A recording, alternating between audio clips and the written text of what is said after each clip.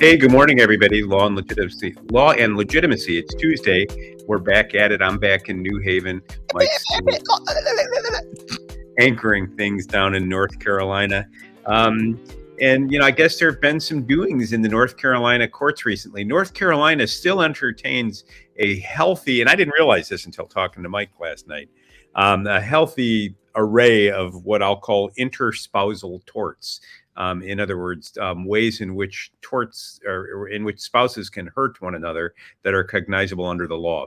Torts, as you know, personal injury comes from the Latin term twisted, all the twisted ways in which we hurt one another. And it used to be that the common law had all sorts of ways in which you could sue to protect your interest in your marriage.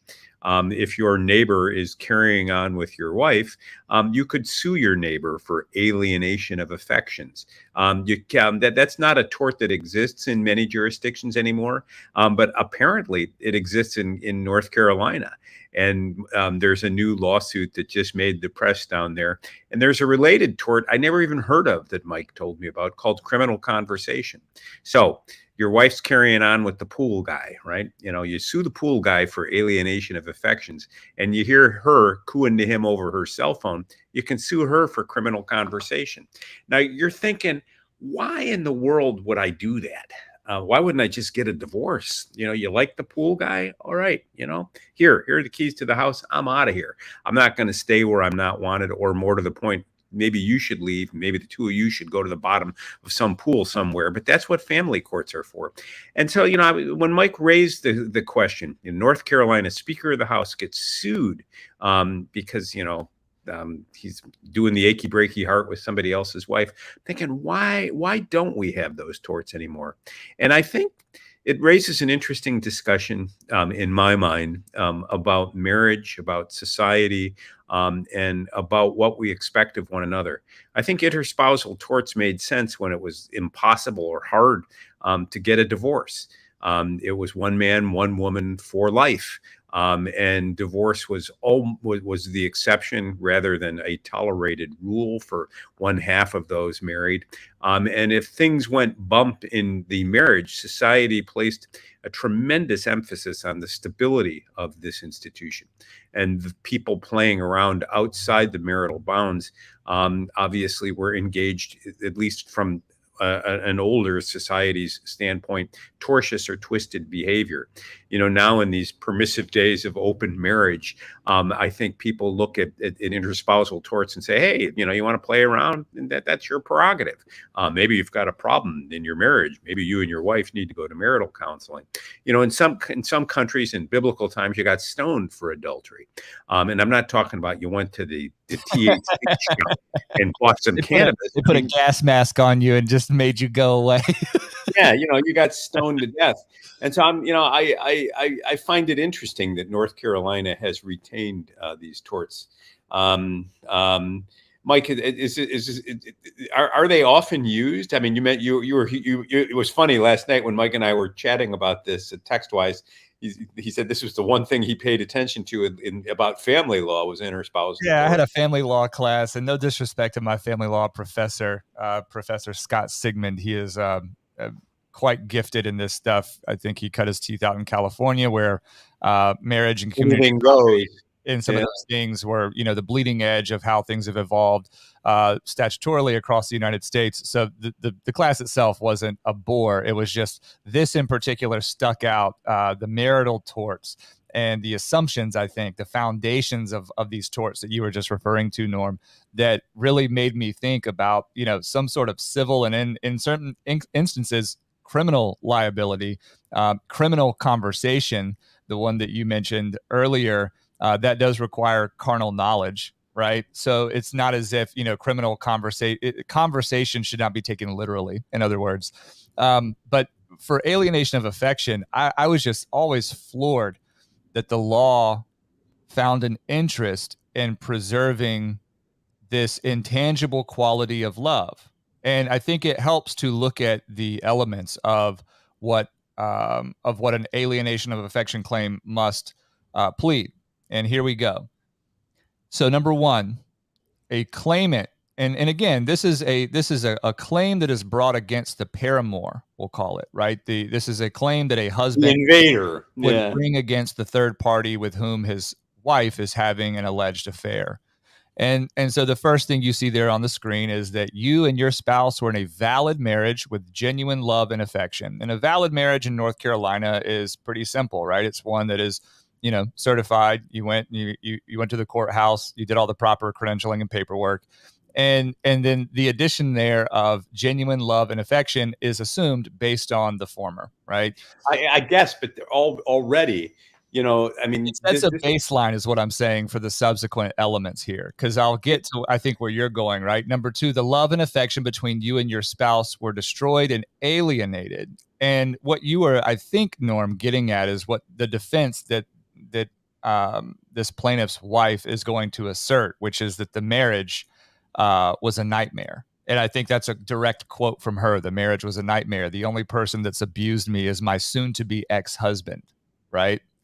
And so that, I think that sort of gets around sort of the issue of whether there ever was love and affection. Sure. But three, the wrongful and malicious behavior of the third party was the cause of the destruction and alienation of your spouse's love and affection. Four, the wrongful and malicious behavior occurred prior to the separation of you and your spouse. And five, the alienation damaged you, i.e. led to the dissolution of your marriage, separation, depression, economic loss, etc. And so here we have Mr. Scott Lassiter, who is a middle school principal and also a member of Wake County's Soil and Water Conservation District Board of Supervisors, filing a lawsuit against his wife, Jamie Lyles Lassiter, who's a public notary and the executive director of the North Carolina Conference of Clerks of Superior Court, for alienate, and he is suing Speaker of the House, Republican of Cleveland County, Tim Moore, for alienation of affection, alleging close to $200,000 in damages. Does North Carolina, almost no state has juries determine divorce actions, the results of a divorce actions. Those are always tried to the court as a court of equity in almost every jurisdiction. What about North Carolina? I am the wrong person to ask. I'll find out the answer for that question. It strikes me, I mean, Connecticut doesn't have alienation of affections anymore, and interspousal torts are very, very difficult. Almost all of them have been eliminated. There are some exceptions. They all come down to issues of proof. No, I mean, when we talk about criminal conversation or alienation of affection, there's an issue of proof, and in alienation of affection, there is an issue of proof. Well, go back up to the elements of that nexus between the third party's conduct and the destruction of the marriage, right? The love and affection between you was destroyed and alienated. All right, there must have been something to get married. The wrongful and malicious behavior of the third party was the cause of the destruction and the alienation of your spouse's love and affection. You see the difficulty with this tort as described in this case. The wife is saying, the marriage was a nightmare. Well, presumably it was a nightmare and the abuse existed before the intervening party got involved. And she went to the intervening party because she was looking for a safe harbor in life's storm. So the wife's defense undermines the third element. And it's almost sounding like she should lose as a matter of law. And I think you begin to see in this case the problem with alienation of affections as a tort. The mystery of love, what goes on between a man and a woman, how couples remain together, is a marvel perhaps to the couples, their counselors, their therapists, and their family. But most of us find a way to stumble through the decades together in terror of death and whatnot as we age, without resorting to the courts and beating one another's brains in a courtroom. If the marriage is so bad as to become intolerable and you find yourself playing the achy breaky heart game with anonymous strangers, it's probably just time to dissolve the marriage and leave those ultimate questions of causation alone. Well, it seems as though that is the case. What I highlighted here on the screen is a direct quote from Jamie Lyles Lassiter, the spouse in question. She says, quote, "Scott Lassiter has serious mental health and substance abuse issues, which I can only assume led him to file this outrageous and defamatory suit. The claims are not only false, but impossible, as we've been separated with a signed separation document for years." I don't know. I mean, so that, it may be that I'm being led astray. I haven't read through all of the complaint documents. They are linked in this Carolina Journal article for any of those, for any of you who are just particularly interested in this sort of genre of litigation. I would expect that Scott has perhaps learned new information, or information has been made, available to him that would show that the reason, his position would be that the central reason for the marriage breaking apart has been now revealed to him. Right. Tell it to your psychoanalyst. I don't know, or tell it to a jury. I've often thought that courts should give to juries the right to decide fault in marital dissolutions, and should give to juries the right to decide child custody decisions. And that's counterintuitive to many people and many practitioners, because the issues are so complex for the reasons that we're sighing over here as we discuss this North Carolina suit. However, in my view, there's no getting to the bottom of the well of these sorrows. And angry spouses are the scorn of every courthouse, the bane of every courthouse. And, there's a joke here in New Haven that the third floor, which is where the family cases are decided, is the most dangerous court floor in the courtroom, more dangerous even than the fifth and sixth floor where the murder cases get tried, because ex-spouses can tear at one another in ways that defy reason. So my view is let juries decide these issues, get a judgment, and then end it.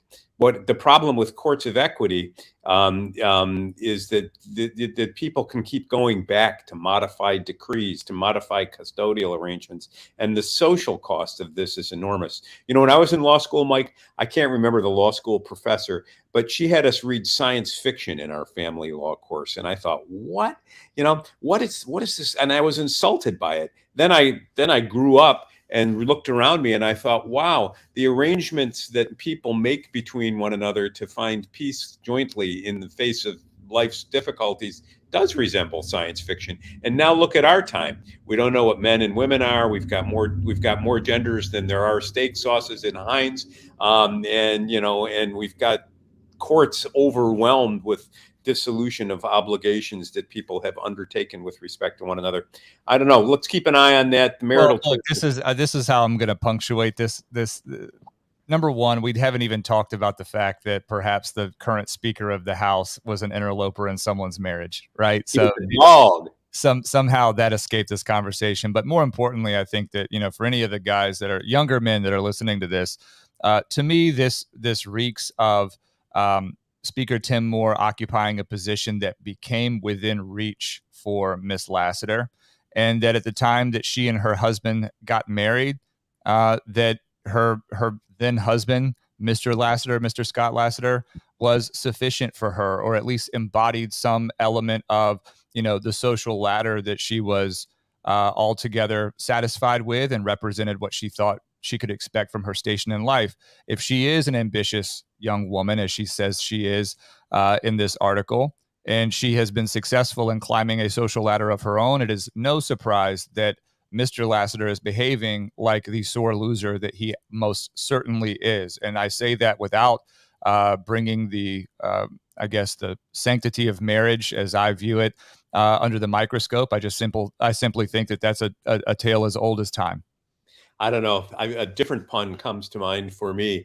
As she ascends the ladder of success, is it fair to say she's gotten over the first hump? So, hey, good morning, Lawyer Will. Good morning, Luttrell, a little late. Good morning, Rachel Perry Goff. We're back. Hey, good morning, Gold Store, Connecticut. That's the one. And Lawyer Will, thank you. He says loss of consortium is still a common damages claim for spouses. I love that one. Loss of sexual intercourse, Norm. Well, that's not a, yeah, well, let's move on. All this stuff. Well, it's also, I think that, Norm, you may be able to lean into your Ted Nugent bag here and say that that loss of consortium is also something that is within sort of the plaintiff's attorney's bag for damages claims outside of the marital tort category, but just in terms of personal injury. That's another that's a very valid remedy under that framework. Yes, damages in the civil context, juries are told that money damages are intended to compensate a plaintiff fairly for such damages as they've shown that occurred as insofar as money can, and money is a fair, just, and reasonable means of adjusting the relationship between the parties.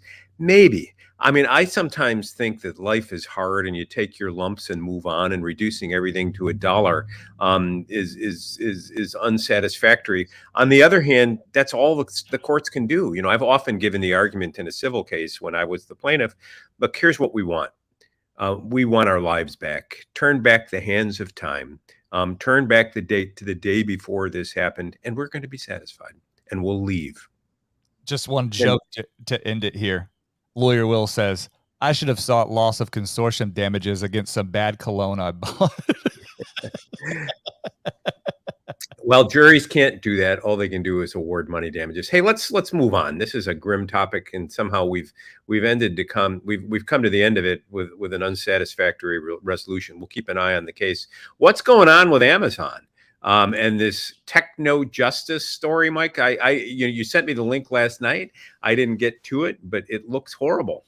So this is, you can see the date here by a gentleman named Brandon Jackson. This is on his Medium page. And this, just so that everybody thinks I'm not digging through the mines here and finding little jewels here and there that aren't sort of in the public consciousness. This is something that has been covered by Fox News. It's also been covered by several people in the social media space with substantially larger followings than Norm or I have together. But the basics of this story are as follows. Mr. Jackson one day had a package delivered, and shortly after that package was delivered, his all of the devices centrally connected to what is called, I guess, Amazon Home, or whatever that brand is for their technology. So your Amazon Echoes and whatever speakers and connectivity that you have to your lights and your alarms and your preferences for your HVAC and certain things like this. I mean, this is a whole house integration ultimately that Amazon has its finger on the pulse of.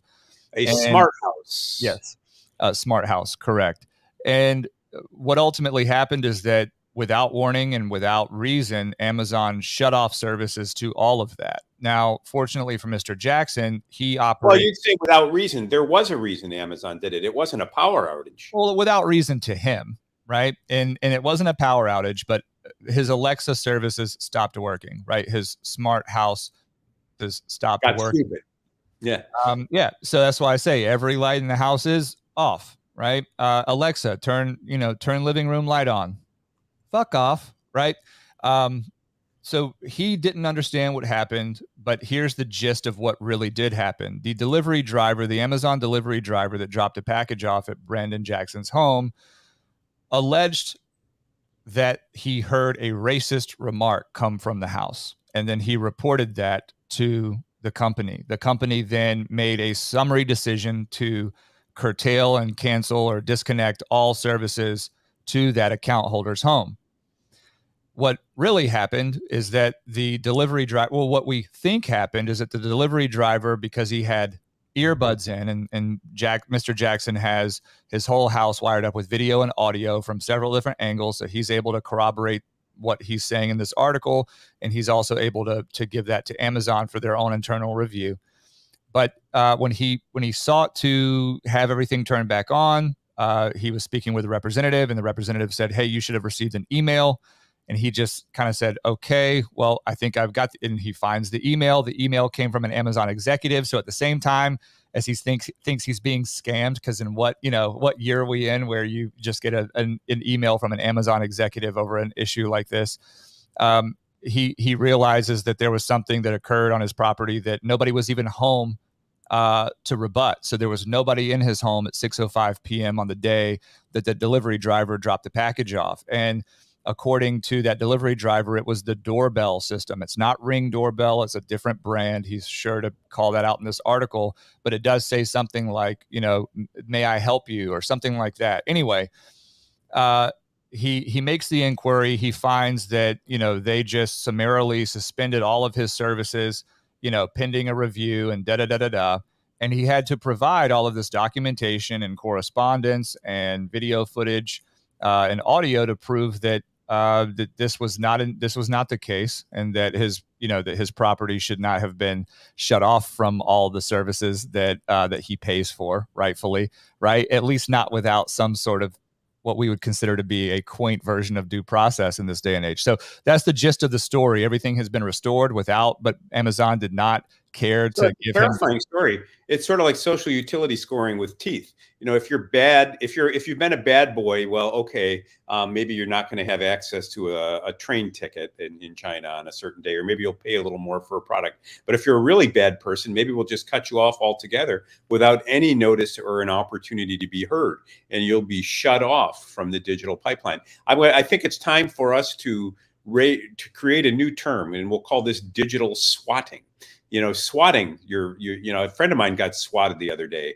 Police literally went to this person's home in response to a call that there was an active shooter present.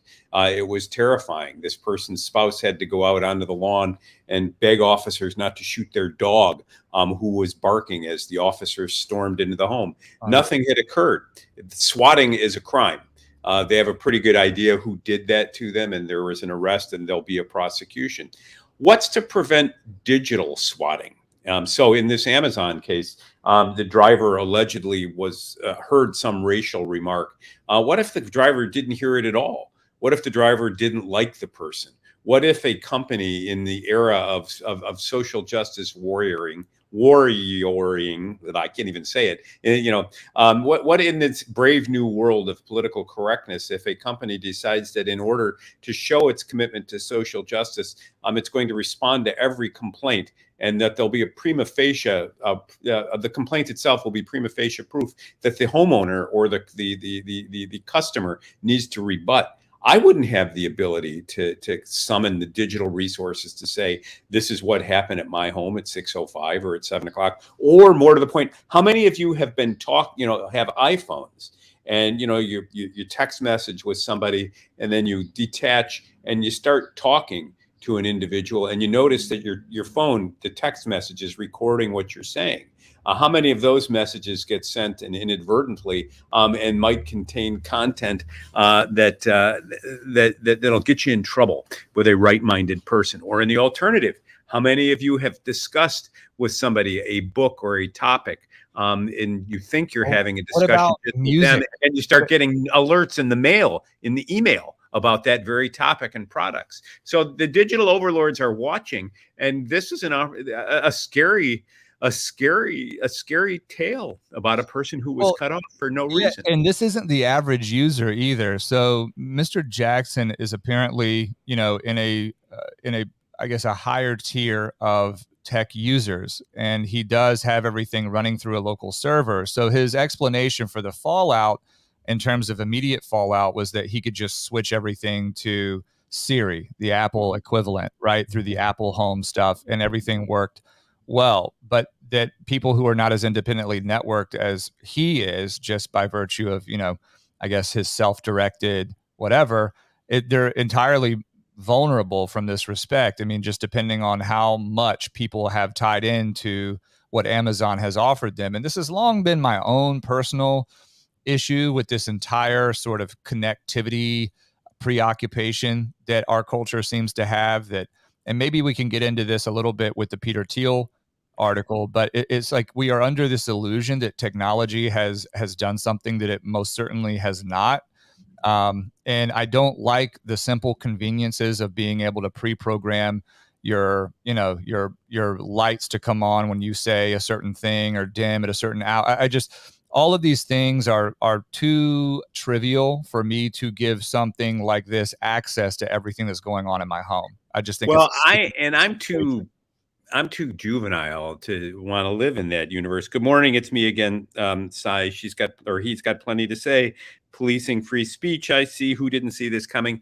I mean, I used to get in trouble. Remember, Mike, you're probably too young, but to remember when interactive cars first became a thing. You could ask your car for directions. Your car would talk to you. And my kids at the time, my boys, were quite young. They're older than you are now. And I remember the first time I had one of these voices, this proper voice, turn left in 40 yards, or do this, do that. And just to entertain the boys, I would start to swear at the thing, or I would ask it obscene questions. And this has probably been kept in a database somewhere to be held against me in the great digital day of reckoning, where my ones and zeros, when they depart this mortal body, have to be consigned to either heaven and hell. But I don't trust the things either. And the more I read about this and hear about this, the more apprehensive I become. Well, and here we are every day, right? I mean, there is a certain level of cognitive dissonance that I will admit to, that I indulge every day, which is that I kind of don't look in that direction because I am so device reliant in my day-to-day, in my work, and even connecting with my family and loved ones. And, lest we forget, we're live streaming on 3 platforms right now from 2 different locations. And, I'm under no, I guess, spell thinking that we are somehow immune from some sort of overwatcher of everything that's being done. But I do. Well, let's do this. I mean, hey, Siri, how many of you are listening? Right. No, so I wonder if anybody, in their phones got, kind of got the override. Hey, Siri, kiss my ass. Hey, Siri, are you a registered Democrat? Hey, Siri, vote Trump. I mean, can we make Siri have a nervous breakdown? Can we make Siri short circuit? Are there questions that you can ask Siri just out of pure human impishness that will cause it to crash? And you know what? I'm looking at my phone and the Siri thing is flashing. So somehow Siri is listening right now. Yeah, Fuck you. Look, I have Siri deactivated on my devices. Siri doesn't work across any of my Apple devices, and I don't own any Amazon devices. And it's, again, maybe I'm showing my cards a little bit, but I've long been skeptical of this stuff. When Xbox was trying to put a camera in your living room, and then they were advertising being able to, for you to be able to watch movies from your living room, but then they were going to charge you by how many people were there. The jig was up for me. I said, that's enough. Well, I'm toast because I don't understand my devices well enough to turn them on and off. And so, and Lawyer Will says his iPad is waking up. Good morning, Lawyer Will's iPad. Lawyer Will's iPad. Tell us, what does Lawyer Will view between 11 p.m. and 12 a.m. in the morning? Never mind. So what's going on with Peter Thiel? Peter Thiel's diversity myth. So you sent me this article, and I just have, we don't have enough time to get all the way through this, but the basic background here is that Peter Thiel, co-founder of PayPal, Palantir, major Republican donor, entrepreneur, Stanford professor, also responsible for financing, I think it was Hulk Hogan's lawsuit against the rag. What is the name of the rag that I forget now? Oh, what BuzzFeed was it? Do what? Was it BuzzFeed? No, it wasn't BuzzFeed. It was something else. The chat will remind us here in a moment. Anyway, I've talked before about an article that he wrote that was designed to have Americans revisit their relationship with the current level of decadence in our society. And this seems to be a very, it's part of remarks that he delivered at a gala in late April this year. But it's also takeoff on a book that he co-authored. It's about 250 pages long, called The Diversity Myth. And ultimately what it is a sort of an exercise in showing that both, diversity and the word myth are sort of these vague terms that can be used as a way to reverse engineer the overall lack of utility of what he refers to as multiculturalism, right? And the subtitle there says on multiculturalism as misdirection. So Norm, I'll defer to you. I mean, I read the article, and like I told you, I'm always just impressed with Peter Thiel's writing style and the way that he can present things. But I do encourage everyone that is listening and watching to us to find this on thenewcriterion.com. It's called The Diversity Myth by Peter Thiel. Yeah, well, I think, it's a nice way of wrapping up because it sort of dovetails with where we didn't quite get in our discussion of interspousal torts. It used to be when there were settled expectations in the world about what men were, what women were, how men and women interacted in a good society, that we understood there were boundaries beyond which we wouldn't go. And thus we would police them with the creation of various forms of tort, such as alienation of affection. Marriage is one man, one woman for life. If you interfere with that relationship, there will be consequences to pay. The relationship endures. Now everything's fungible, everything's expendable, and we value diversity for diversity's sake. And every transaction, even every interaction is a transaction. Even the orgasm has been reduced to its market price, and thus, in a world of transactional utility, everything is worth everything else, and nothing is worth anything at all. And I think Peter Thiel and others react to that in the name of excellence, in the name of some sense of universal value, in the name of integrity, and warn us against the consequences of worshiping and seeking diversity for diversity's sake. Theologians might go on and talk about pots complaining to the potter, why makest me thus? If we're made in the image of God, that means that there is something discernible and unique about us, and we can't be reduced simply to discrete data points. These are issues at the frontier of the discussions about AI, the nature of the mind, and our relationship to the world. And Peter Thiel brings a technological expertise to those discussions. It's always interesting. I sent you the article without having read it. I'll have to read it today on my train ride down to DC. We will report to you tomorrow where the case of United States versus Joe Biggs enters yet another phase. Zach Rell, one of the co-defendants, has discharged his counsel and asked me to represent him going forward. Now the court will hold hearings on whether that's a conflict, and whether, if it is, Zach and Joe can waive it. We take the view that they're waivable. The government raises questions. We'll be in the United States District Court for the District of Columbia tomorrow morning at 9:30, unpacking this dilemma. Well, a rare book suggestion from Michael rather than Norm. And I only make this because, Norm, I think you were admitting to me before the stream today that that you had not paid very much attention to Peter Thiel until you and I connected. Yep. The book that Peter Thiel published called 0 to 1 absolutely changed my life as a young entrepreneur, and not someone who viewed themselves as an entrepreneur.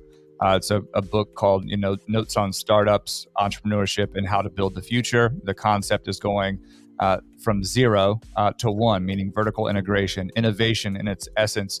And he spends a lot of the book discussing the distinctions between what we largely enjoy today as Americans and horizontal progression, right? That is incremental changes or additions to existing technology, and too little focus or emphasis on new ideas, bringing what is not into what is. So very good book, highly suggested, and it helps unpack a lot of the almost spiritual leanings that Peter Thiel uses as sort of a sword in a lot of his writing. So Norm, I definitely want you to read that article when you get a chance. I will. We will be back here tomorrow morning, 8 a.m. As we always are, Monday through Friday. If you're unable to view us live, you can always find us on Apple Podcasts, Spotify, Google Play, Overcast, etc. Rate us 5 stars. Otherwise, catch us on Twitter at Pattis Podcast. Norm, you've been doing a beautiful job hawking that, and our follower count is surging. We're still in the low hundreds, but we have added about 100 new followers over the last week or so. So loving that growth. Please share us on any platform that you find us on, and then we'll see you tomorrow morning. That works for me. Be well, everyone. Thanks for listening. See you, Norm.